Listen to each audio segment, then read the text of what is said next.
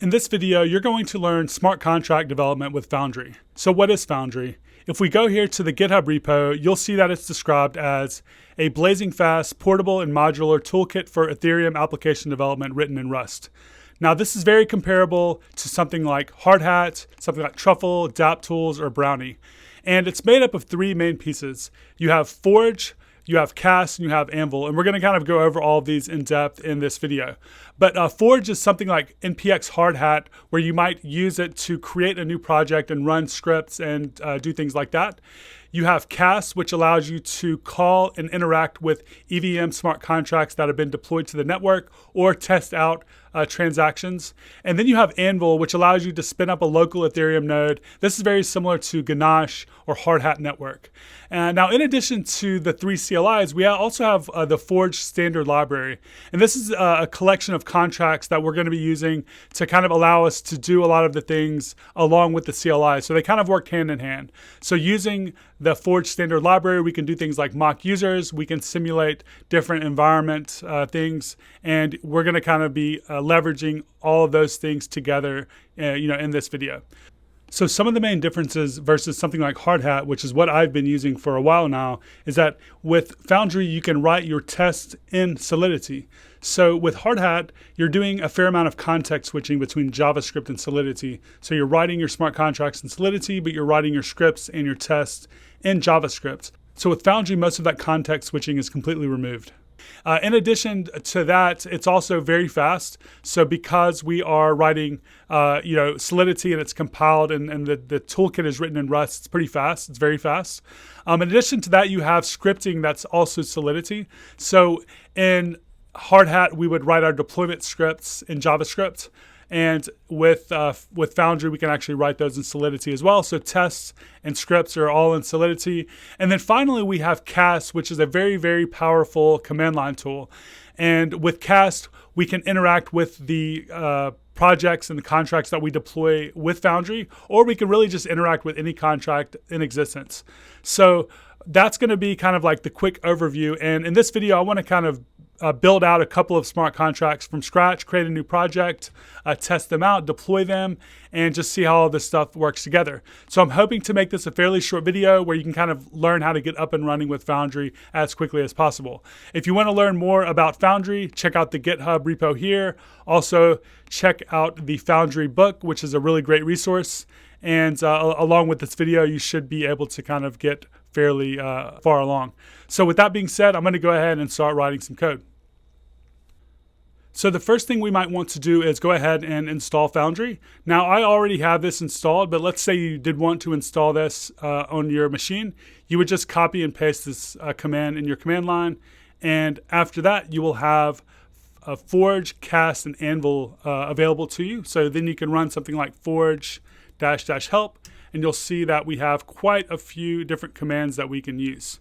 And what we want to do is use the init command to go ahead and initialize a new project. Now, we can initialize one from within an empty directory, or we can create our own directory by using Forge init and then passing in the directory name. So this might be Foundry example or something like that. And this will create a new folder called Foundry example. And with that being created, let's go ahead and open this up in our text editor and take a look at what's created. The folder structure has an SRC folder, which holds our main contract. We have our script folder, which holds our scripts. And we have our test folder, which holds our tests. And we also have our lib folder, which includes already Forge std library. Now, if you want to make sure that your imports are working as expected here, you'll notice that we're kind of referencing Forge std, and we're not really defining the path. I've set up remappings, which basically tell my text editor where to find these files. So if you'd like to set up remappings, let's say you're using VS Code, you can install the Solidity extension, and then you can go to your settings and look for Solidity. And we're going to have these two different configurations. We want to configure the package default dependencies contract directory, as SRC because this is where our contracts are going to live. So this way we can just import from SRC. And then for our package default dependencies directory, we want this to be lib. So here we have lib/forge std. And then this way when we import from Forge standard library, it will automatically know that we want to go in the lib folder. So these will be probably set as something else. So if you want this to work without having to kind of define your exact paths, then you can go ahead and set this up like I have it. So now that you have your remappings kind of set up, then what we want to do is maybe just try out one of our commands. So we can kind of like generate a build and build out our ABIs by running forge build. And this will go ahead and compile our contracts. And there's really nothing for us to kind of like build out yet. So if we go to the ABI, we don't really have anything because we don't have any methods or anything installed or I would say defined here yet. So what I want to do is create a pretty basic example to get started that I think would be a good starter project. And for us, that's going to be kind of like a counter example. So instead of having src/contract, let's rename this to counter. And I will call this counter. And what we want to do is just have a way to define a counter variable that's an integer. And then we're going to have a way to increment, decrement, and then read the value. So for the constructor, we want to say int_count.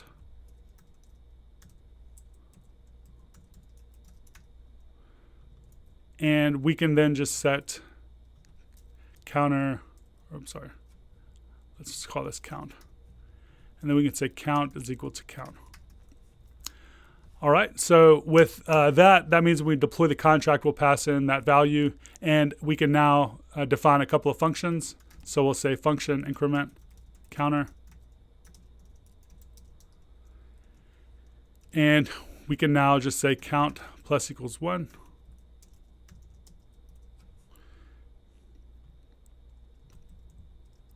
And we could do the same thing with decrement counter.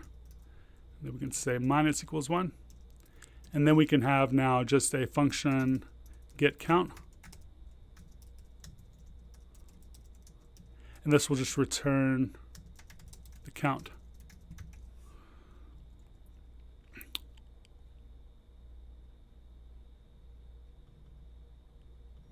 I guess I need to say public view returns. All right, so with that being said, like with that being written, we're good to go. And we can now maybe go ahead and compile this again, forge build. And we can now go check out our new ABI under counter.json, and we'll see that we have our ABI ready to go for us. So now that we've generated a basic contract, let's now write our test for that. So to do that, what we want to do is go ahead and go to contract.t.sol, and this is going to be under the test directory. Now with Foundry, it's going to look for any function in your entire project that starts with the keyword test. So here we have a test example. So if we run forge test, it's going to find that one function. It's going to go ahead and run it. So here we have test example. So what we want to do is test out our counter. So the first thing we might do is go ahead and get a reference to the contract. So the way that we might do that is go ahead and import src/counter.sol. And now we can say counter. And now we can go ahead and run a setup function. Actually, it needs to be counter.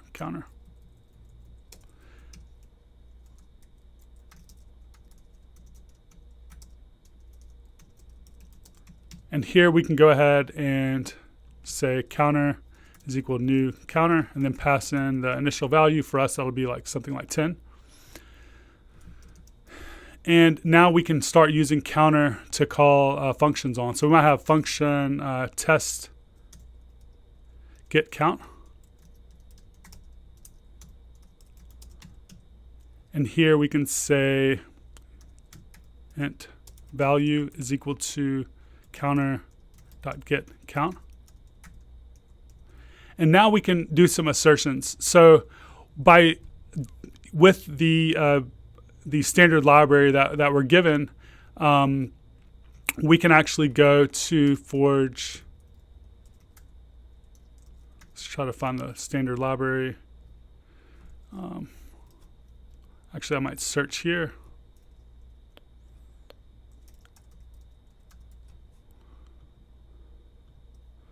Okay, cool. So we have the Forge standard library reference here, and then we have this STD assertions. So these are the different assertions that we can use. So assert false, assert equals, assert approximate equals, or whatever. Like, I think there's actually a lot more assertions than this, but let's just go ahead and start with these. Let's actually search for this.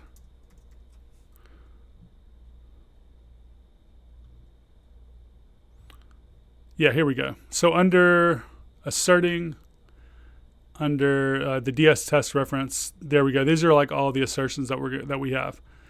So what I am going to do is use assert equal.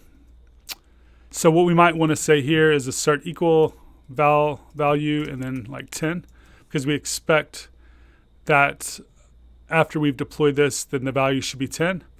And if we run forge test,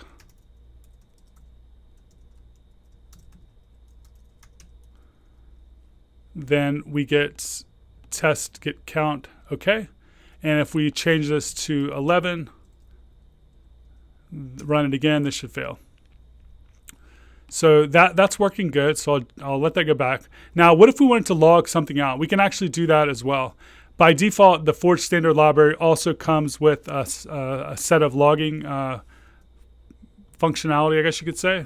So if I like search for log and we get a logging here under the Forge book, you'll see that we can emit a log just by calling emit log and passing in a string. We can define the type, so log int is what I'll be probably using. And then we can also do a log named. And this is actually probably what I'll be using. So I'll say emit log named int. And then here I can pass in the value is, and then value. Now you'll notice that if I run this test again, this is actually not going to be logged out by default. That's because we need to explicitly describe how verbose we would like the output to be. So we can do -2v's, -3v's, or -4v's, depending on how much verbosity we would like. So I'm going to use VV, and this will go ahead and log out the value as 10. So if you're writing logging and you do want that to come in your when you're testing, you need to describe how verbose that you would like it to be. So now let's run an increment test. So I'll say function test increment counter.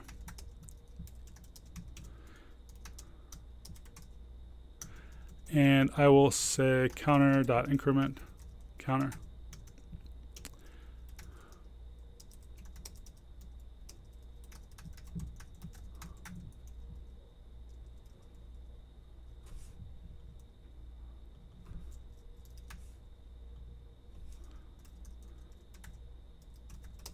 And now we're expecting the value to be 11. And I might even just log this out as well. Because when we're calling this, we're kind of given a fresh counter. And by default, we're going to be starting at 10. So when we increment, it should be 11. So let me go ahead and try running this. And there we go. We see the value is 10 and the value is 11. So we have set up a basic test, and we've written a basic contract. So now the next thing we might want to do would be to kind of deploy this to our local node, and then maybe we can deploy it to a live network later. So to start the node, all we need to do is run the anvil command. And I'm trying to think it might be the best way to do this, if I should just break my windows up in two. I can run anvil. And here we're given our private keys, our accounts, and RPC endpoint. and we're kind of given some basic configuration. Now there are a ton of different flags you could pass Anvil. So I can say Anvil -- help, and you can see all of them. So that's not really the focus of this video, obviously, is to go into all that depth, but we're gonna just start off with what it gives us, which is fine. And with this local network, we can now essentially just deploy to this network and then make contract calls against the local network. So the way that we're going to do that is with Solidity scripting. So I can now go to contract.s.sol, and here is what I want to go ahead and do. So I'm going to go ahead and import from. We want to import the counter.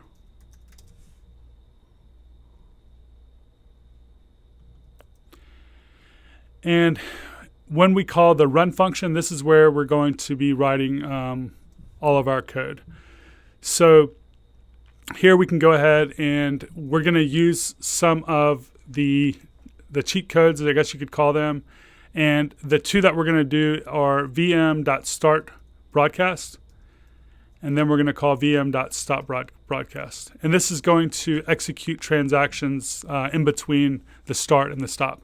And this is going to be where we kind of deploy our contract. So all I really need to do is say new counter, passing in the constructor argument, which would be 10.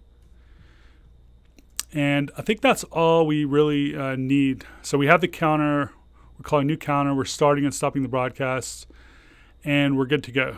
And what we can now do is go to our CLI, and we can now run that script.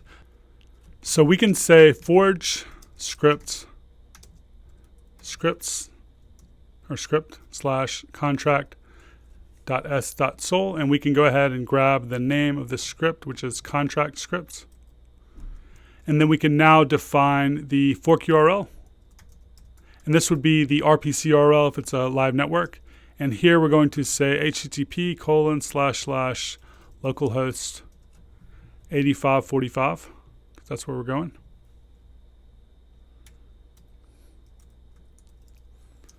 And then we want to go ahead and define our private key. Now, if this was a live, real private key, I would definitely store this in an environment variable, since we're basically using these local temporary private keys. I'm just going to copy and paste that there. And then we can go ahead and actually run this. Now, this isn't going to deploy to the network. It's actually going to simulate what a deployment would look like. So here we're going to see that we say simulation complete, how much this would cost to deploy, and a lot of interesting information, including some information about the transaction that's kind of like saved to this broadcast folder, which is pretty nice. Now, once we're ready to actually deploy this, we can run that again, and we want to now add the broadcast flag.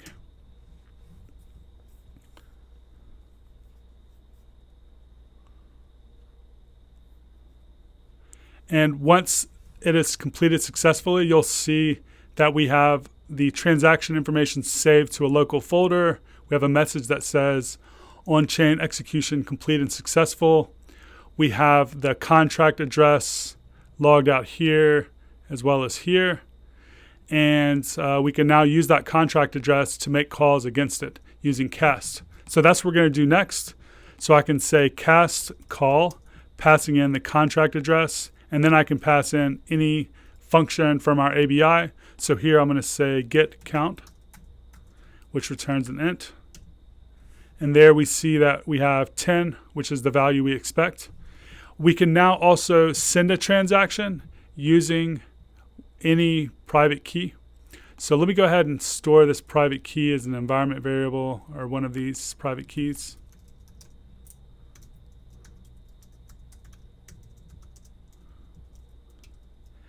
And I can now call a transaction or submit a transaction by saying cast send the contract address. And then we can go ahead and define the function that we want to call. So here we might say increment counter. And then the private key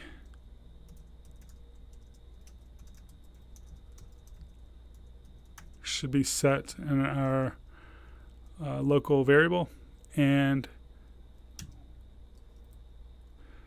let's see here, cast send. I think I need to, let's see here.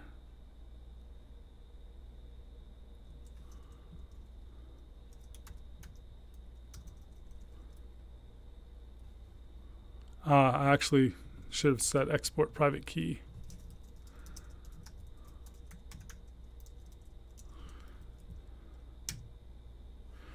All right, so we just made that contract call, and now if we run git count again, then this should be 11. And there it is. So we've successfully written, compiled, tested, and deployed locally a smart contract. So the next thing that we'd like to do is deploy to a live network. In this example, am going to be deploying to Optimism. The only things that we really need to change at this point are going ahead and setting our environment variables for the actual live private key, as well as the RPC endpoint that I'm going to get from Infura.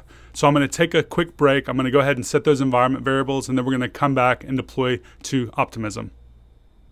Okay, we're back, and now we can go ahead and run forge script slash contract.s.sol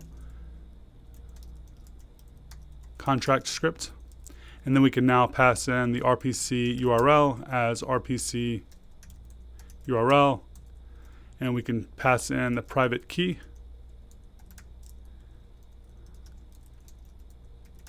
and then we can pass in broadcast.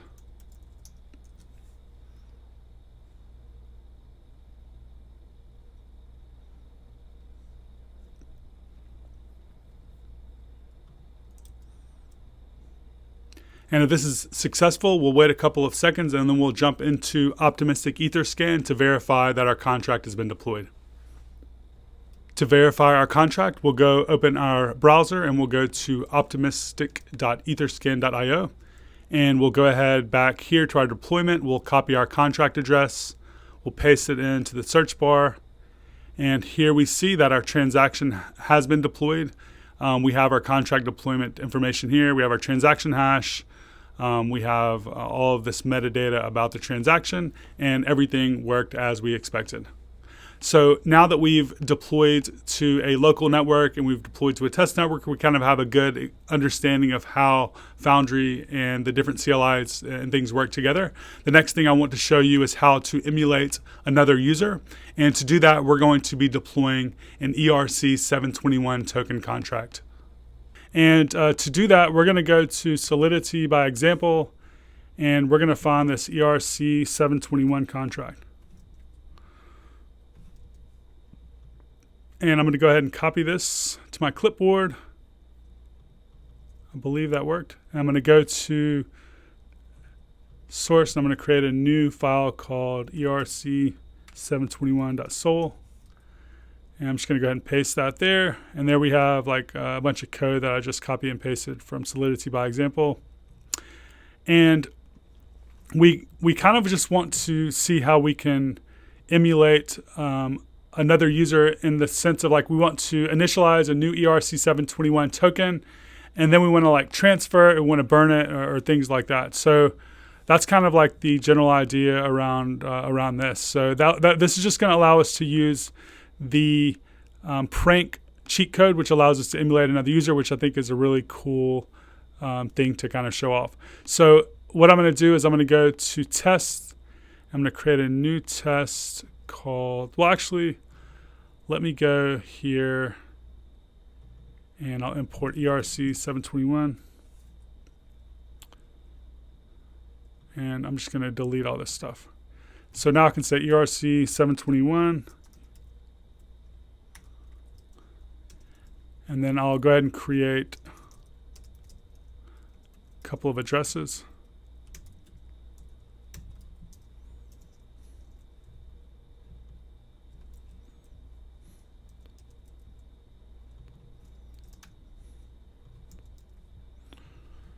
Okay, and then in the first function, we want to go ahead and just test out minting a new token. So what I can do is say I can function test mint token, and I can say ERC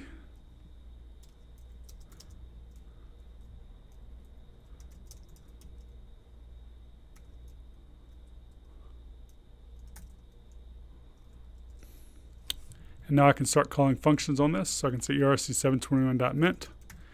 And then if we go to the mint function, you see that we have who the token is being minted to and the token ID. So I might go ahead and pass in Bob and then like token ID of 0. And then what we want to do now is get the address of this token maybe to make sure that this was minted and properly given to that user. So we might say address owner of is equal to ERC721.owner of, passing in the token ID of 0. And what we can now say is we want to assert equal that Bob is equal to owner of.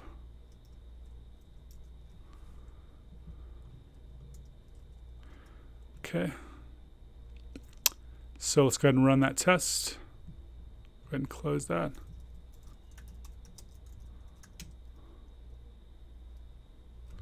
So test mint token worked. So we have that working. The next thing we might want to do is transferring this token to someone else.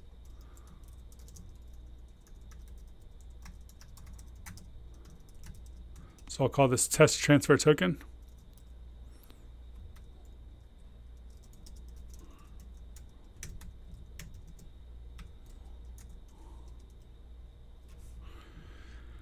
And we can go ahead and mint a new token to Bob.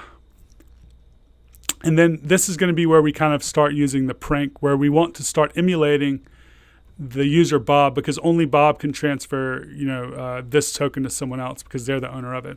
So we can now say vm.start prank, passing in Bob. And then now we are essentially acting as Bob on future transactions. So we can now say ERC721.safe transfer from, and we can say Bob, Mary, token ID of 0.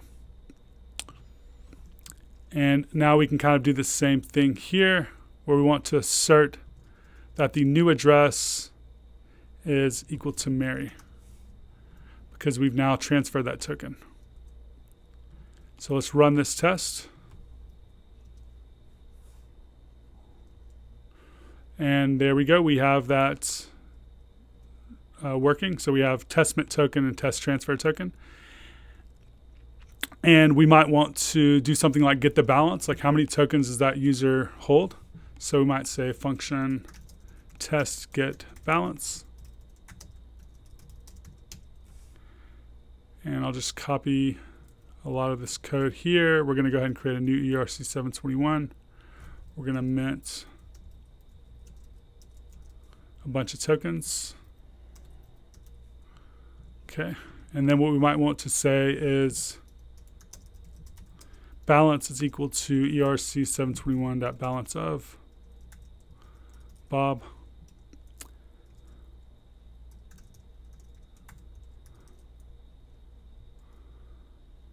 Actually balance.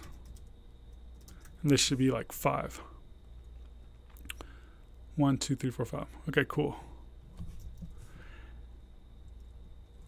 So I will go ahead and try that for its test. Looks like it's working. Now, if we want to make sure that these are working, I might say, okay, let's change this to 4. And I might say Bob. Now we should have 2 failing tests. Yep. Get balance failed. Transfer token failed. Because we asserted that Bob was the owner when actually Mary was the owner. Okay, the last thing we want to do is burn a token. So we want to make sure that only the owner can burn a token. So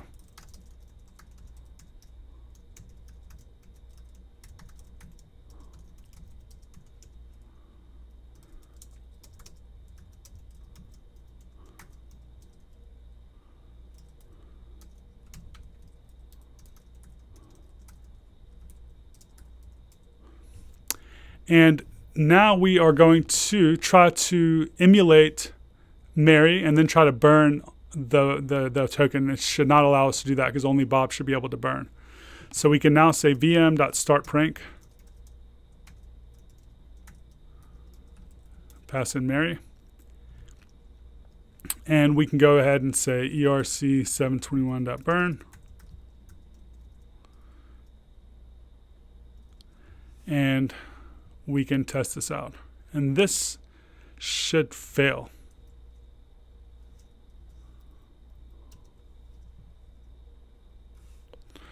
And it fails, and it's given us the reason is that not the owner of the token. So if we remove this, or let's actually say Bob, we're not allow Bob to burn the token,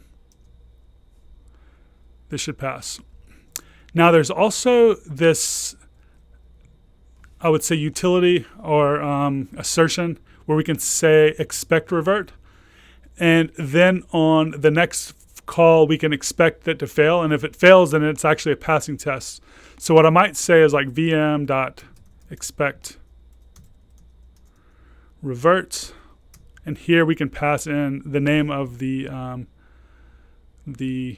error. So not owner of token is what we're expecting, and then now we're trying that. And I think we need to put that right here. So when we run this test, we're expecting this to fail, and therefore this entire test should pass. And there we go. We have our test passing because this failed. Now, if we decided to prank as Bob and burn it like it should work, this should fail because we're expecting the call we're expecting the call to revert, but it's saying it did not revert as expected. So that's pretty sweet, and all that seems to be working great. Now again, you can emit logs, so we could say emit just a log, or we can say log address, for example, and then we could still run our tests with like the -vv flag. And the address of Mary is 002, which is about right because we set it here. So with that should be a good like overview / intro to using all the different CLIs and libraries that Foundry has. Now I've barely touched the iceberg, the tip of the iceberg, because if you look at all the different CLI utilities or like options, I would say for Forge by passing in forge -- help. Each one of those commands has dozens of subcommands or sub options, and if you say cast -- help, you'll see the same thing, and then as well as Anvil. So all of I've really barely touched the surface, but I think like what I've shown you should be a great intro level amount of information to kind of get you started writing smart contracts and interacting and deploying, using Foundry. And I think that if I had known this, it would have been a great way to help me get going. So I'm hoping this helps other people as well. And that's kind of it. So I appreciate you checking this video out. Be sure to share, like, subscribe, all that. Follow me on Twitter. I'm at Dabbit3, and I will see you next time.